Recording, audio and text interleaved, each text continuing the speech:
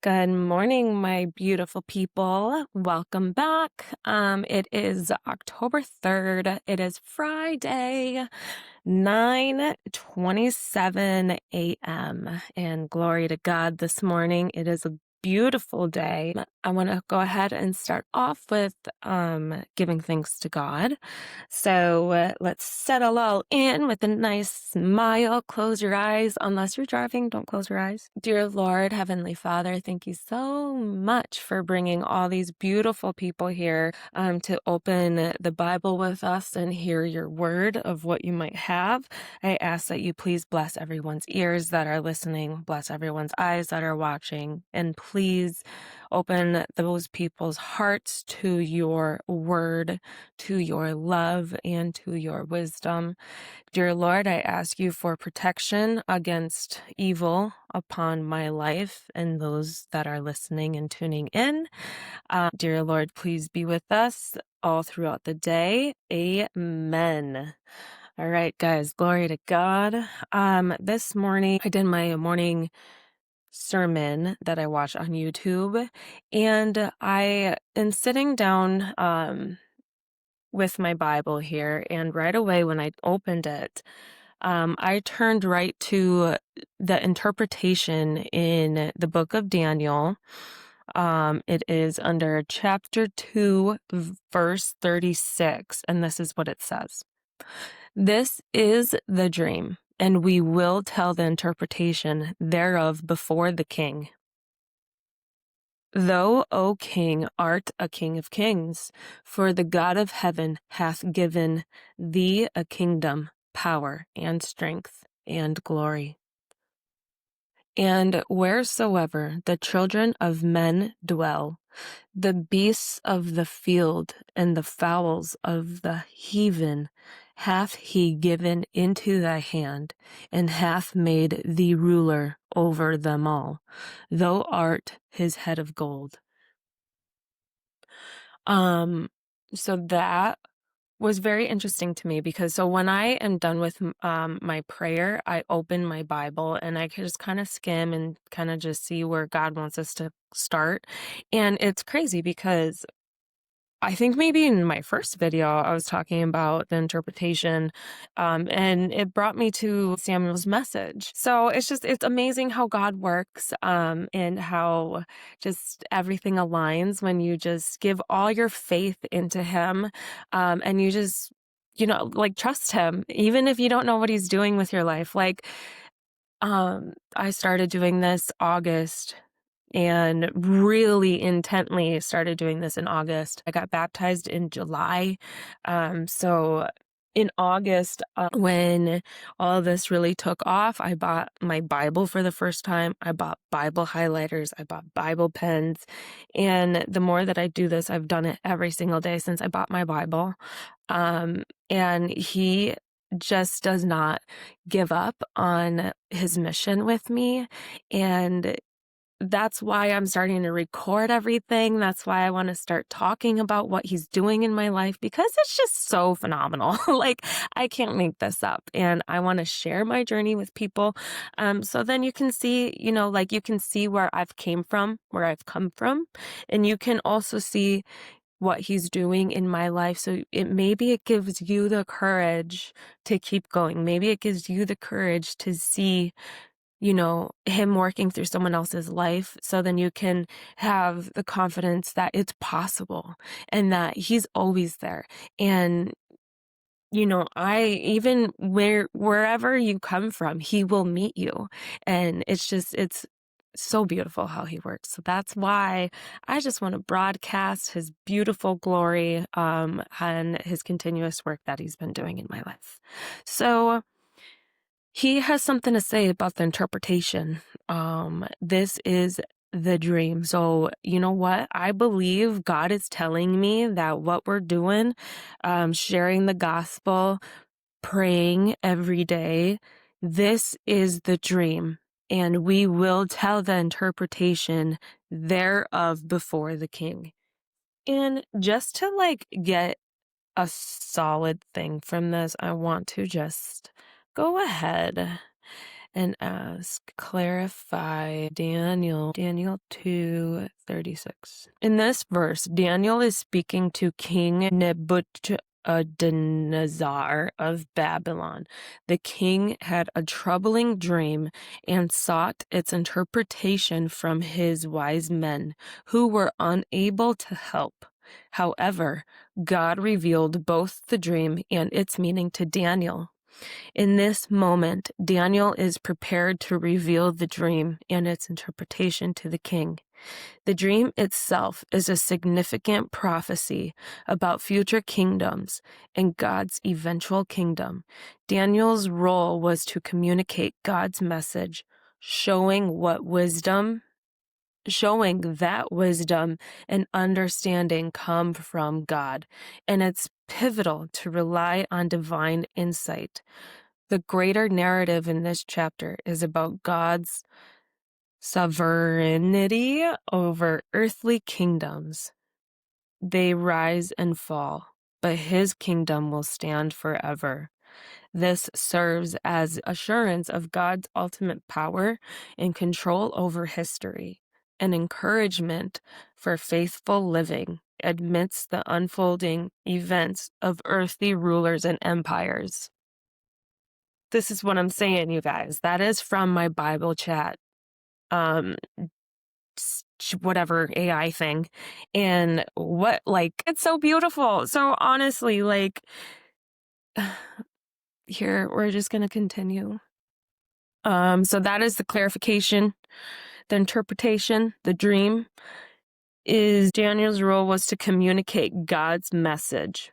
So maybe my role is to communicate God's message, showing that wisdom and understanding come from God.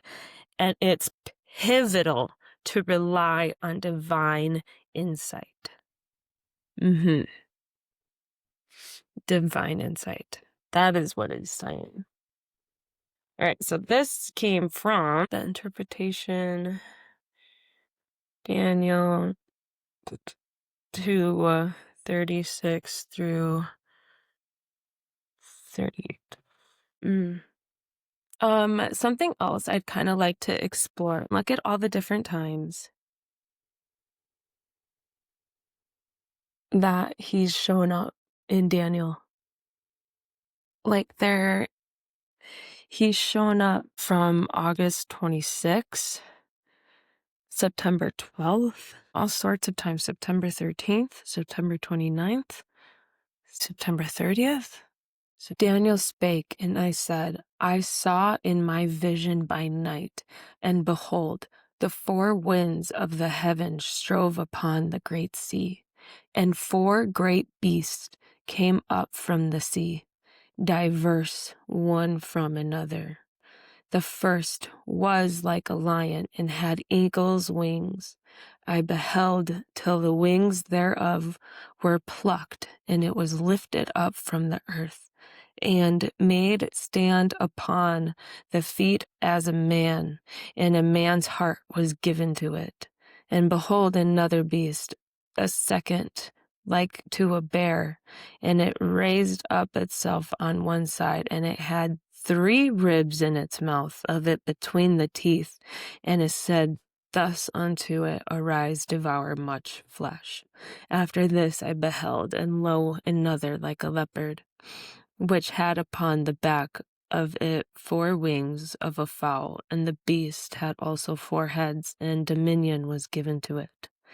After this I saw in the night visions, and behold, a 4th beast, dreadful and terrible and strong exceedingly, and it had great iron teeth. It devoured and brake in pieces, and stamped the residue with the feet of it. And it was diverse from all the beasts that were before it, and it had 10 horns.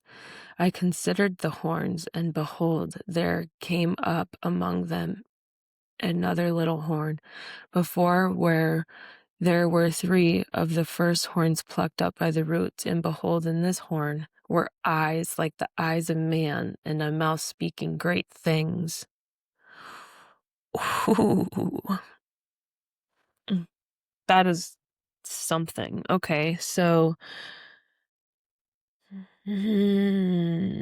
Speaking great things. Daniel's vision of the great four beasts. The judgment by the Ancient of Days. I beheld till the thrones were cast down, and the Ancient of Days did sit. The judgment by the Ancient of Days. I beheld till the thrones were cast down, and the Ancient of Days did sit, whose garment was white as snow, and the hair of the head was pure wool. His throne was like the fiery flame. I saw, and now we're down to the Son of Man's eternal kingdom. I saw in the night visions, and behold, one like the Son of Man came with the clouds of heaven, and came to the Ancient of Days, and they brought him near before him.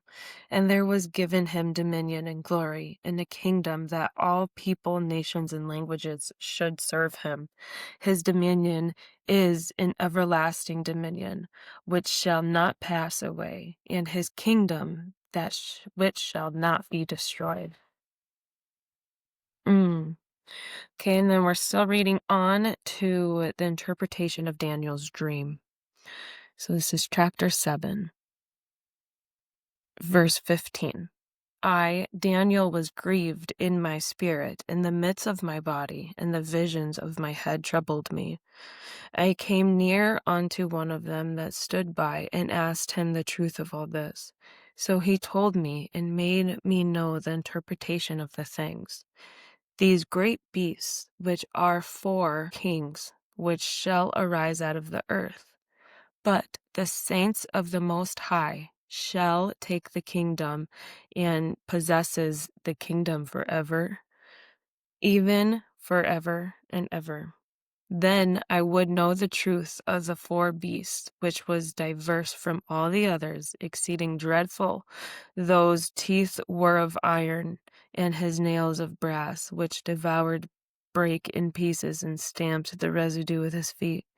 And of the 10 horns that were in his head, and of the other which came up, and before whom 3 fell, which even of the horn that had eyes, and the mouth that spake very great things, whose look was more stout than his fellows.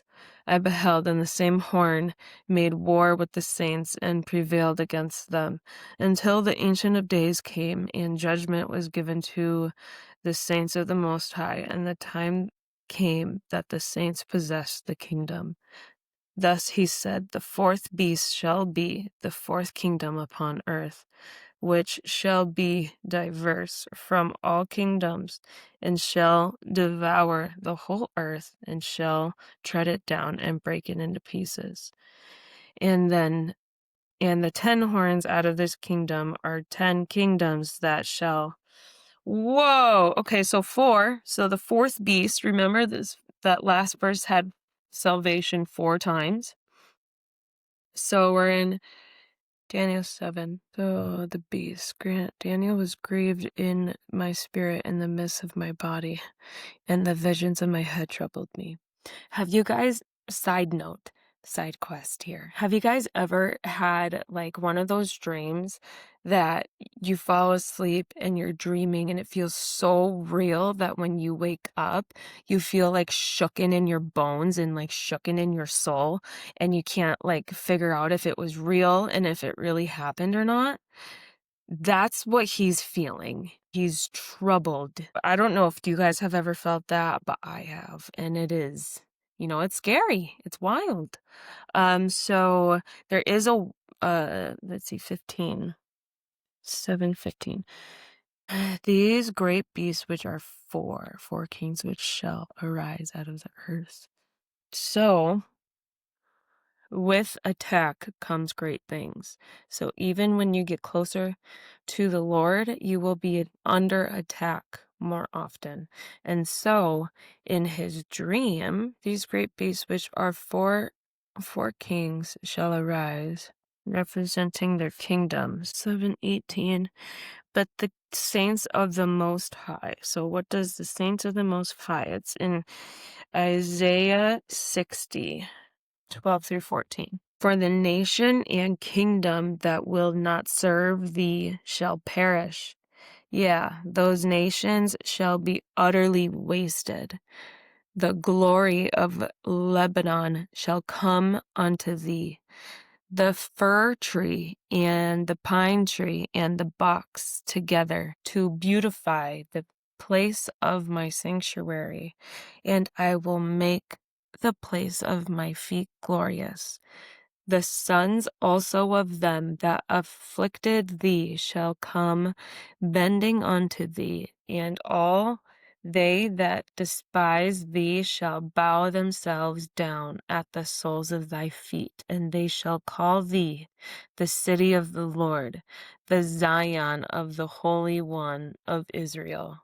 Sounds interesting. The beauty and resources of Lebanon, symbolized by its trees, will adorn the sanctuary, illustrating the splendor, majesty destined for God's holy place.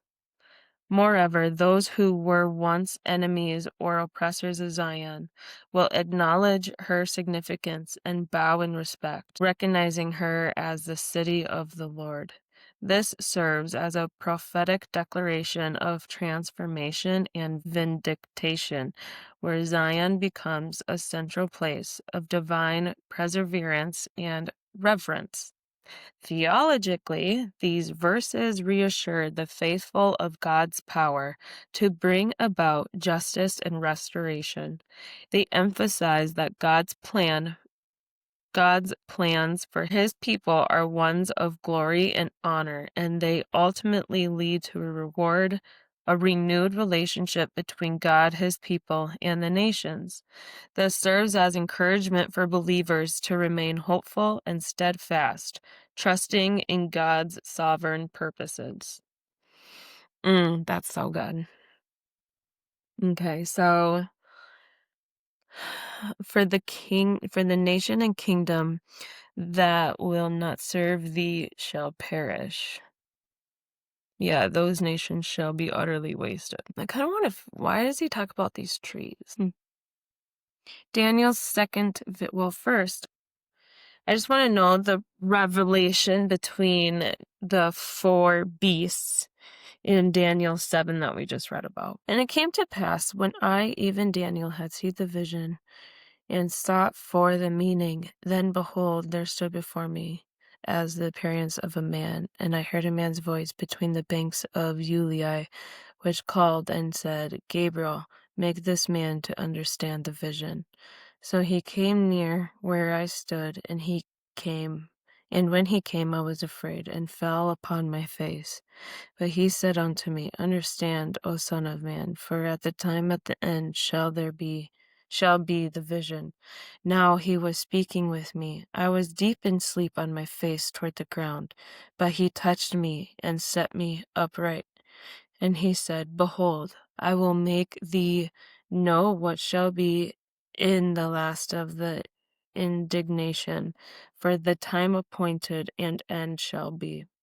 The ram which thou sawest having two horns are the kings of Media and Persia, and the rough goat is the king of Grecia, and the great horn that is between the eyes is the first king. Now that being broken, whereas four stood up for it, four kingdoms shall stand up to the nation, but not in his power.